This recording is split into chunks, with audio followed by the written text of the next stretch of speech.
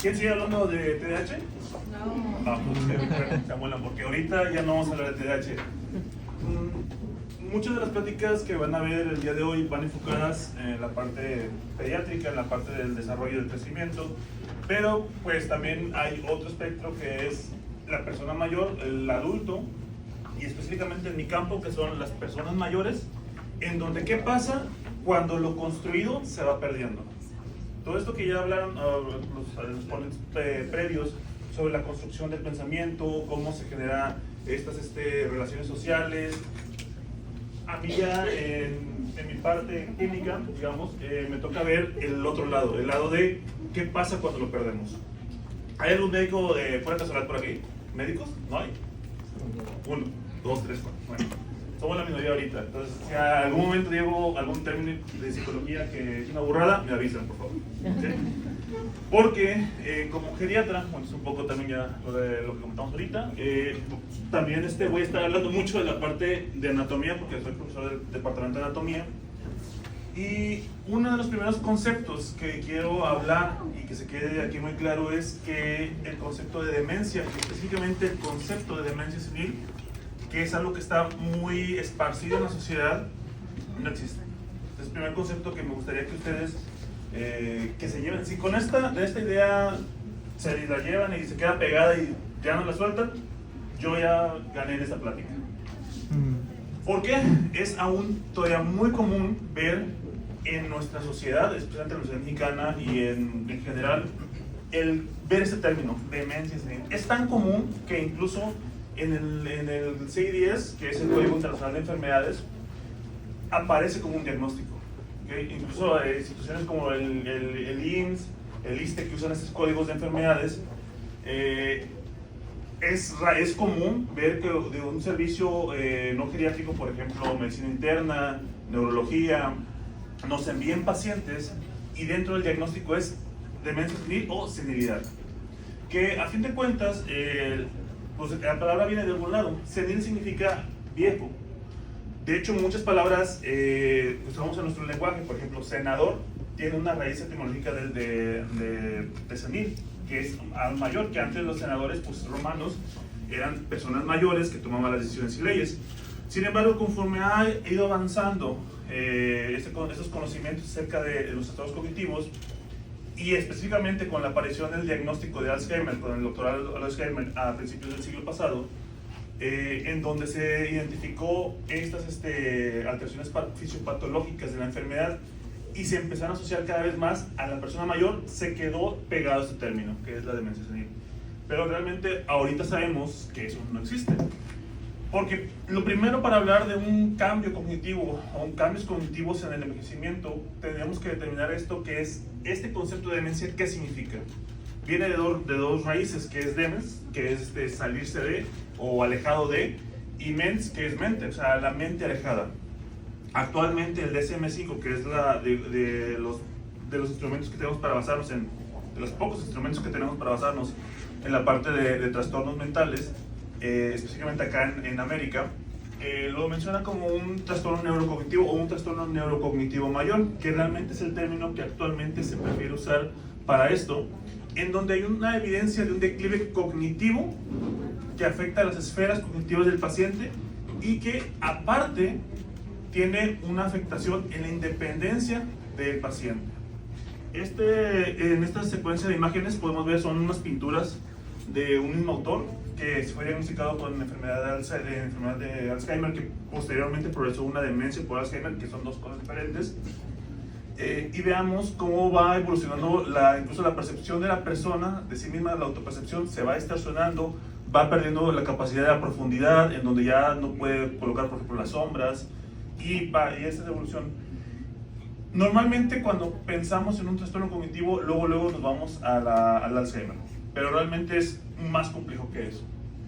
Y bueno, el poder de las palabras. Actualmente la palabra demencia es algo que se usa bastante en la parte médica, o me tocó ver a mí, pero realmente tiene un peso muy importante porque al momento en que hacemos este diagnóstico estamos etiquetando a esa persona con una enfermedad progresiva y que eventualmente va a llevarlo al fallecimiento. Todas las demencias o trastornos cognitivos mayores se caracterizan por eso, son crónicas, son progresivas y eventualmente el paciente fallece.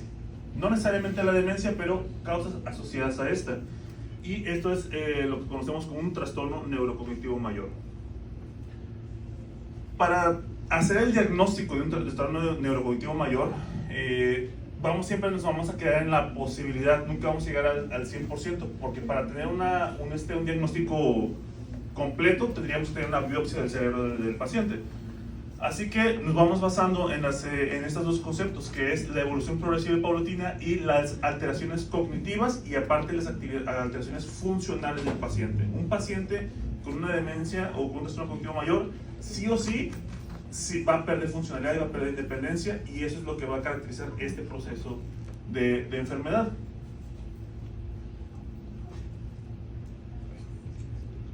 Ahora bien, la pregunta ahora es, ya viendo este panorama de enfermedad, la pregunta es, ¿qué sí es normal?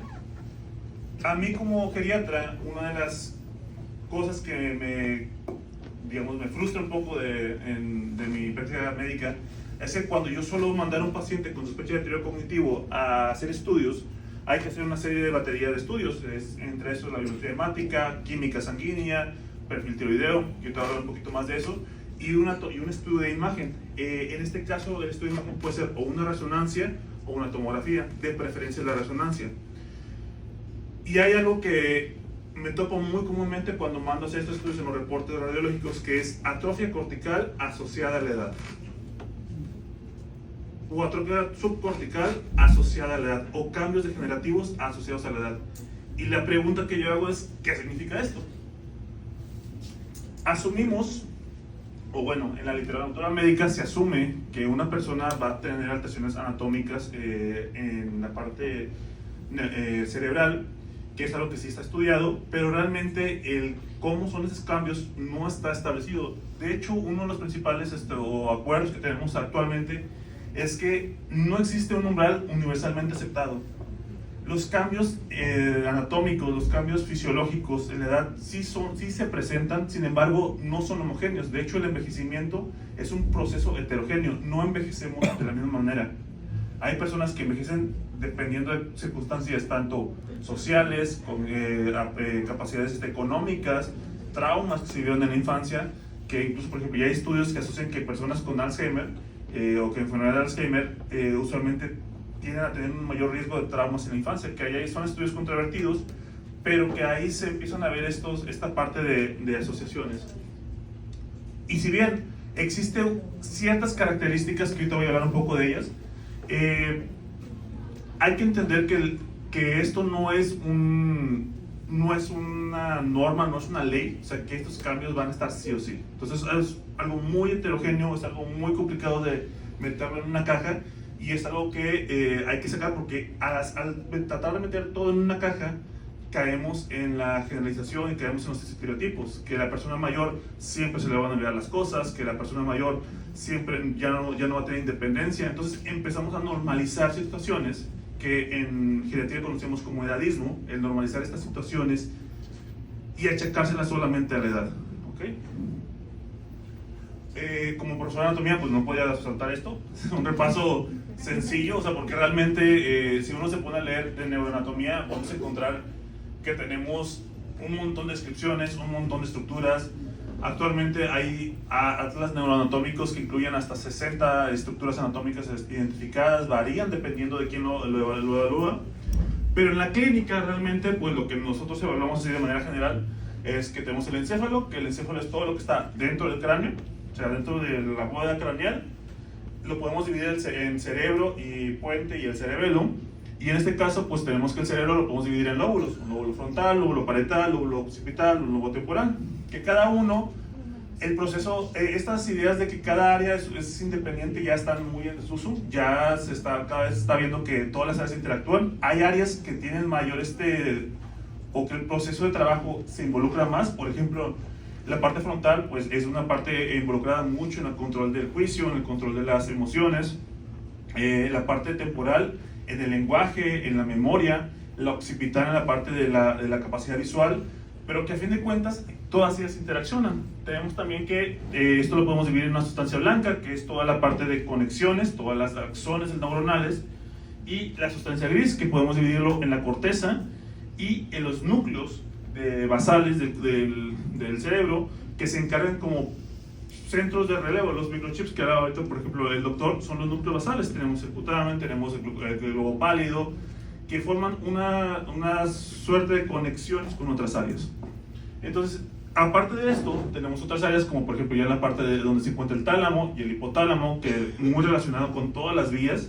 De hecho, cuando yo llevé anatomía hace un buen rato, nos decían que así como Roma, todos los caminos llegaban al tálamo. Entonces, una lesión en tálamo era una lesión que se manifestaba de unas maneras muy aparatosas. Tenemos también el tronco encefálico, encargado principalmente de las funciones elementales, respiración, control de la respiración, control de los niveles de dióxido de carbono. Los sistemas ventriculares, muy importantes en el paciente mayor, porque hay una patología conocida como hidrocefalia normotensa, que es una causa de deterioro cognitivo que puede ser reversible en la persona mayor. ¿Ok? Y aparte pues el cerebelo, que es el guardián del cerebro y que permite, digamos, darle que las órdenes que se dé el cerebro estén en completa coordinación con el resto de estructuras. Entonces, digamos, en esta parte lo que quería nada más que dejar claro es que como médico, bueno, en mi parte como médico, estas son las áreas que primero voy a buscar. Cuando yo busco una alteración cognitiva, es lo que primero que voy a buscar, es lo que estoy evaluando. Y con esto, pues ya puedo empezar a ver qué sí puedo encontrar, o sea, qué alteraciones puedo encontrar. Y cuando uno se pone a leer en esta parte de la anatomía, de la neuroanatomía, en los cambios neuroanatómicos del envejecimiento, encontramos que no sabemos. Básicamente la respuesta, porque empiezas uno a leer y empiezas a encontrar ciertas referencias, y de los estudios más nuevos, los más recientes están en el 2024, pero hay un gap incluso como de 10 años en los cuales hay bien poquitos estudios, y luego tenemos estudios del 96, del 85, y son estudios neuroanatómicos muy clásicos. Ahora, con lo que podemos establecer es que al menos algunas literaturas mencionan que en adultos mayores sanos, y sanos me refiero a que tienen una prueba cognitiva normal o una prueba cognitiva por arriba del puntaje de corte, se observan pérdidas de la corteza en áreas frontales, temporales y parietales, con una promedio de edades entre los 71 años. En enfermedades de Alzheimer, resulta que también, aparte de eso, se encuentran pérdidas asociadas al hipocampo y áreas temporales, que estas no suelen ser observadas en pacientes con un envejecimiento, digamos, normal. Y comparado con las jóvenes, pues esas pérdidas suelen generar hasta el 30% de pérdida de masa cerebral, comparados con, obviamente, con enfermedades con Alzheimer. Ahora bien, otros estudios, por ejemplo, mencionan que las pérdidas de la corteza también van de 2.5, que un grosor estimado es de 2.5 milímetros, y en pacientes con Alzheimer de 2.3. Esto significa que hay una pérdida de reducción de 0.2 milímetros. Y yo sé, esto es muy matemático y uno diría 0.2 milímetros, ¿qué tanto es? Pero cuando hablamos de que ahí se encuentra una gran cantidad de neuronas y conexiones neuronales, es bastante importante. Y luego otros estudios que dicen que realmente pues, las pérdidas son de 0.1. Entonces, hay incluso otros estudios que dicen que en áreas como por ejemplo las cortezas carinas, en cortezas visuales, aumenta el grosor de la corteza visual. O sea, en pacientes que tienen Alzheimer con alteraciones visuales, que tienen alucinaciones, suelen generar aumentos de la corteza visual. O sea, no disminuye la corteza en esta área, sino que se crea más o se generan más conexiones neuronales en esta zona. También en la parte singular anterior, en la parte de la subcortical, etc.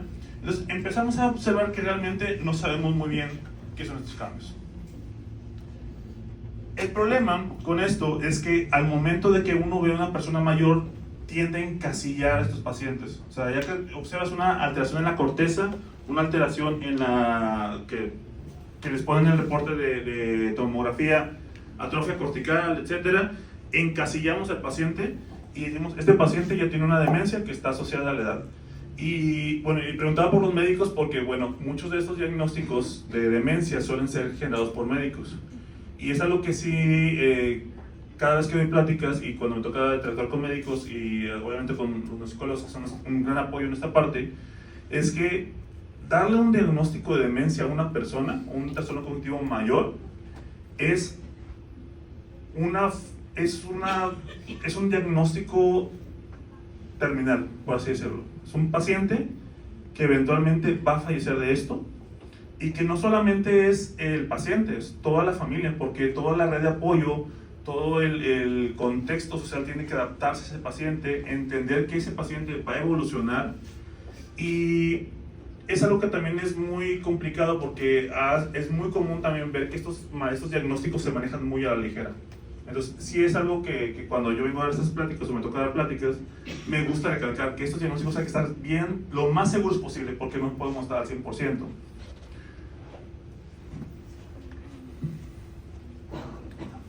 Ahora bien, el envejecimiento normal, o digamos envejecimiento saludable, que es el término que más apropiadamente usamos, ¿qué diferencias tiene con el paciente con un envejecimiento o con una alteración cognitiva? Ahora, el problema aquí también es qué enfermedad cognitiva, porque por ejemplo el Parkinson es una enfermedad neurocognitiva que usualmente no tiene alteraciones tan profundas en la parte de cognición, pero sí en la parte motora, y que eventualmente puede llegar a ser una alteración cognitiva, pero aún así sigue siendo una enfermedad neurocognitiva. El paciente con, por ejemplo, hidrocefalia normotensa son pacientes que, a ver, lo más común es que debuten con alteración cognitiva, pero otra parte tiene otras alteraciones funcionales. Entonces, ahí el problema es esto, o sea, ¿qué es lo que definimos? Tradicionalmente, podemos entender que un paciente con un envejecimiento saludable o un envejecimiento normal, o entre comillas, por así decirlo, es aquella persona que tiene, sí, ciertos deterioros cognitivos o ciertos declives en las capacidades funcionales, pero que que se pueden compensar o que su ambiente lo compensa para poder seguir siendo una persona autosustentable o independiente. En cambio, el paciente con una enfermedad neurocognitiva es aquel que esta enfermedad progresa tanto que ya no puede vivir independientemente. El problema también es que cuando hablamos de adultos mayores y alteraciones cognitivas, lo primero que saltamos es memoria. Y así como lo hemos visto aquí en la parte de las otras prácticas con los niños, con los adolescentes, o sea, uno cuando va a buscar, por ejemplo, un niño no piensa en memoria, piensa luego en otras acciones, la parte social, la parte del juicio, la parte de la interacción social, el cálculo, incluso el lenguaje. ¿Y por qué en el adulto mayor no? Porque siempre nos vamos directamente con la memoria. A veces es lo más aparatoso, porque al momento que nosotros tenemos una persona mayor, lo que luego la asociamos es a las experiencias, a la experiencia vivida, a pues todos sus años. Y el problema es que usualmente la familia no brinca o no le saltan los focos de alerta porque dice, es que mi familiar tiene excelente memoria. ¿Okay? Dice, no, se acuerda de cuando vivía en el rancho y que allá en el rancho estaba con su mamá. O sea, sí, pero empieza a ver otras cosas. Por ejemplo, oye, no, es que se salió de la casa, dejó las llaves de las puertas abiertas y se metió alguien y se robó algo. O dejó la llave del gas abierto y así. Tuvimos un paciente ya cuando era residente, que la esposa, pues ha vivido 40 años de casados, vivían ahí juntos, toda la vida, pues una rutina, y un día el señor se paró de la mesa, agarró el traste de la comida que estaban comiendo y fue y lavó el traste. Y la señora dijo, esto no es normal, este tiene algo. Y lo agarró y se lo llevó a valoración, porque dijo, en 40 años de casado jamás había tocado un traste para lavarlo. Y resulta que sí, al final el paciente tuvo un evento vascular, que ese evento vascular no fue lo suficientemente severo para hacer una alteración motora, pero fue muy específico que afectó esta parte conductual. Otro ejemplo también que eso sí es un poquito más que eso fue muy complejo, porque era un señor que él no había estudiado, no era una persona, digamos, educada en la parte académica conocida, pero él toda su vida trabajó como herrero. O sea, fue un herrero y fue un excelente herrero, y toda su vida trabajó de manera así perfecta, hasta que de repente trastornos cognitivos son demencias. Y el problema es que también cuando uno empieza estas valoraciones, hay que empezar primero a descartar lo que puede ser y que podemos quitar.